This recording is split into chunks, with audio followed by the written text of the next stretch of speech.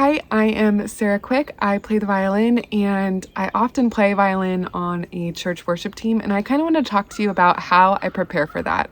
This is a video that I really wish I would have had 4.5 years ago when I started playing violin on worship teams.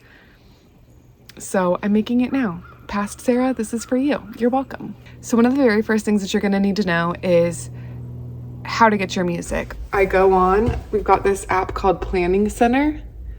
Click on that, and on it has the day that I'm playing next. Click on that, and on here it has all of the songs we're playing. I'm just gonna go ahead and download them. If you are lucky, the MP3 of the song is in the same key that you're actually gonna play it in. That is so helpful for me as a violinist. That's step one, is get all of your music in a spot that is reliable so that one, you can take notes, and two, you know that even without Wi-Fi or whatever, you will be able to have it. A lot of times that just means printing it out. Look at all of the songs. If you don't know any of them, what I do is I listen to them over and over and over and over again, like literally repeat one until I'm like, wait, I think I actually did know this song. Is this actually a new worship song? Like, I do this to myself all the time. And it's really cool because it kind of like gets in your soul and stuck in your head.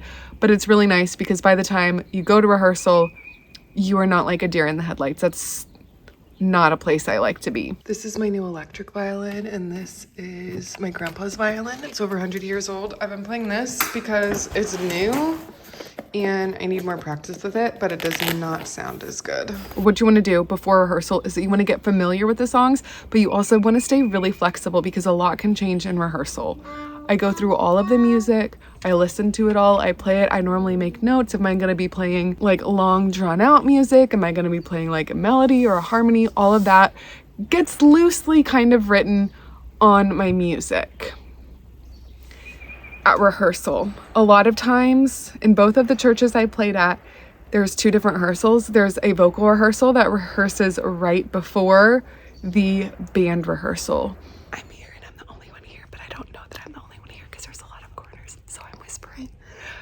But I just got here, I put my stuff on the stage, and now I'm gonna grab a stand and get set up. It's vocals.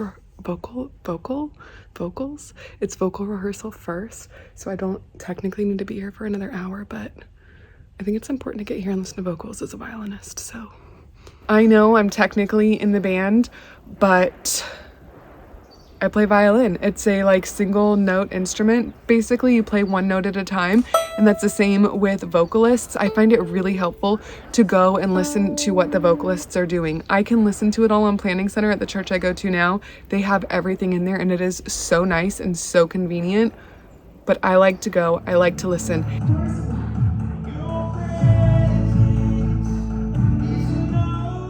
If there's a harmony that's struggling, I write those notes into my music so that when we are doing band rehearsal, they're like, oh, I got it. They just know, like if I'm turned up in their ears, they're going to be able to hear me play their music and they will be able to get it. No problem. Yeah. I normally sit away from the vocalists. I understand that I am not a vocalist, I'm a violinist. I sit back, I will pluck my violin a lot of times instead of actually like playing it loud. This is for two reasons. One, because I don't want to overpower the vocalists. I'm a quiet instrument compared to everyone else on stage, but compared to a vocalist, I can be quite loud and sustained where they cannot. So I always stay back. I normally am plucking it because then I have a free hand. It's a lot easier to pluck, figure out what you want, and then write it down, as opposed to like playing. Now you gotta sit down the bow, you gotta grab your pencil. Oh, I'm gonna drop it. It's a lot easier to just pluck it for the most part. If I'm really comfortable with the song because we play it over and over and over again, then I might just play it just because. Well, this kind of actually leads into my next point. Rehearsal, I want to be familiar enough with the songs that I can worship, because yes, it's rehearsal. Yes, we're practicing. However, these songs, these words are really important to me, and I don't want to just like not connect with them at any time when I'm practicing at home or when I'm practicing at church for rehearsal. Like I want to get into it.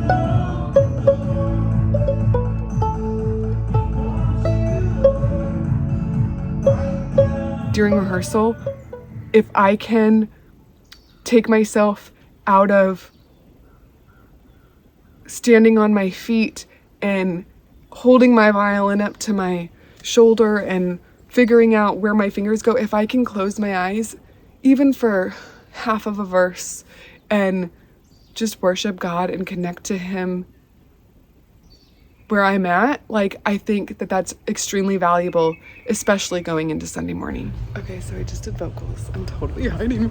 Okay, we just did vocals. They went really good. We didn't do one song. I'm so glad I'm here because they totally changed one of the bridges, which is why it's important to be here.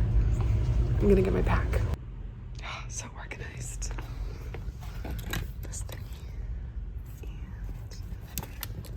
this thingy. Look at all that. Oh, so organized.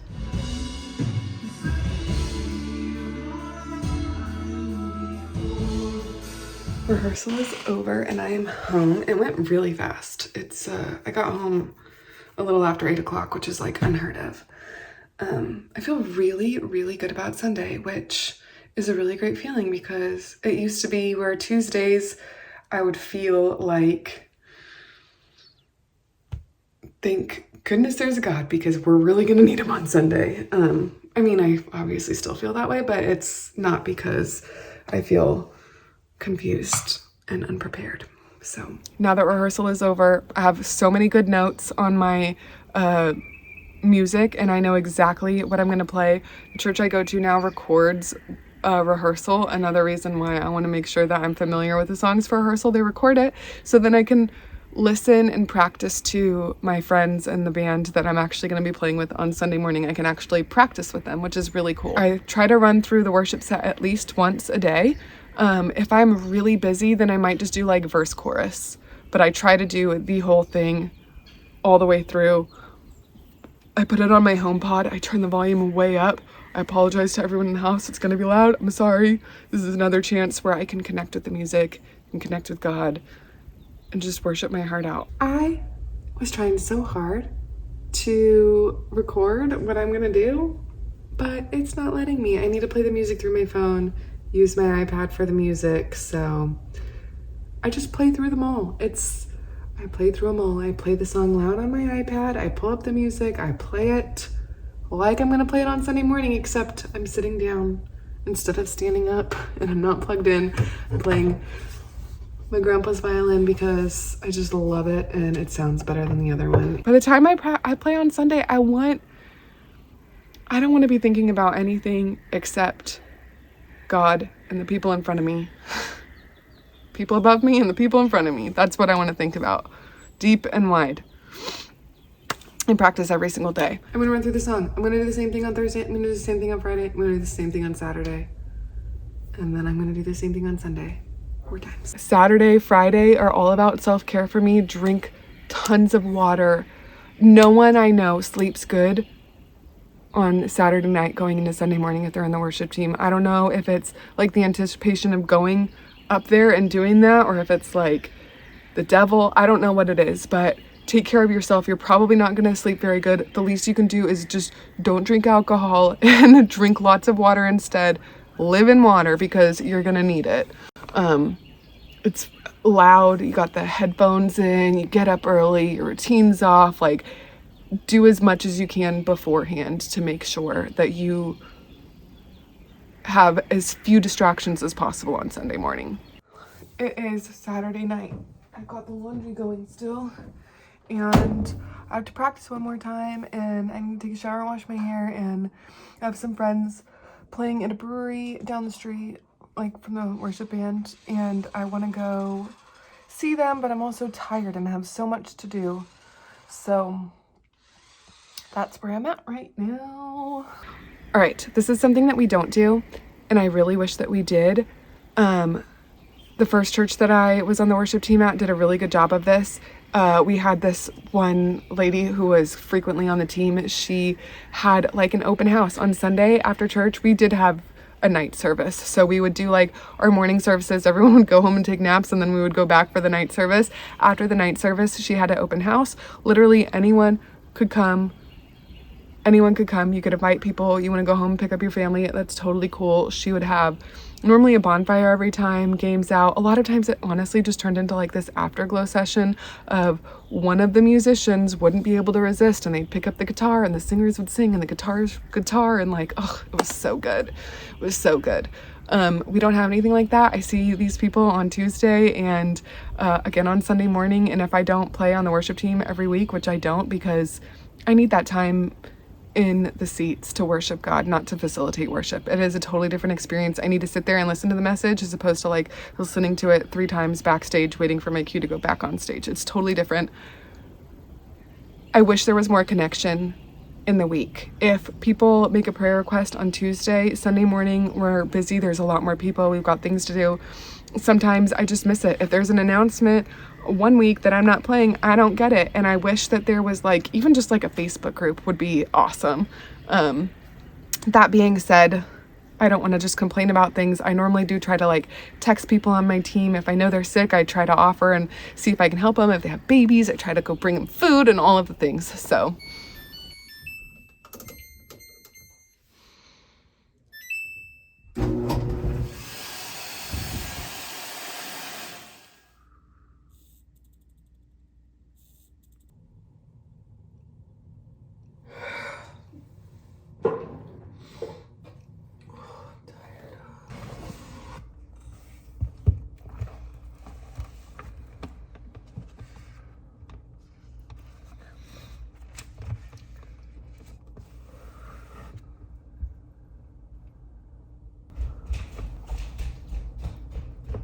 Can you something that we forgot? what did we forget? Puppy drinking it. When you wake up this morning, can you ask Daddy? Uh-huh. You sound like you're feeling okay. You feeling okay? I was coughing. Really? I was coughing a little bit. It is still very dark and you still need to sleep for about 2 more hours. You want an elderberry before you go up? It's time. All right, I feel totally late. It's 6:04 and I just pulled onto the main road and I just feel late, like I'm gonna be late to be early, which is so dumb. I was way ahead of time, about 20 minutes before I needed to leave. I just started feeling really terrible, like really, really terrible, and turned everything off completely, got sucked into my Bible, reading 1 Timothy 1, and looked at my phone and it was 5 minutes till, so I ran upstairs, gave the boys a kiss, put my shoes on, went outside and put everything in the car, and the doors were frozen shut. It's 28 degrees outside. I don't I don't like it, but it's fine. I'm turning the worship music on and I'm going to worship the whole way there so that by the time I get there, my heart is already in the right spot and hopefully I'm feeling better too. Is this cinnamon roll? Sort of. They call it Williamsburg bread. Should I go get a little knife? Oh, there's some. He said it's cream cheese and sugar and obviously some sort of bread. I hope that helped.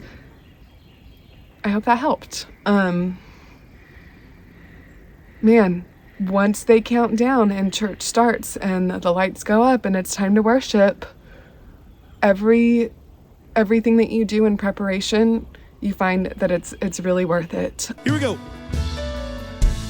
Yeah, I hope to be seeing your face more. The content is, I love Clark.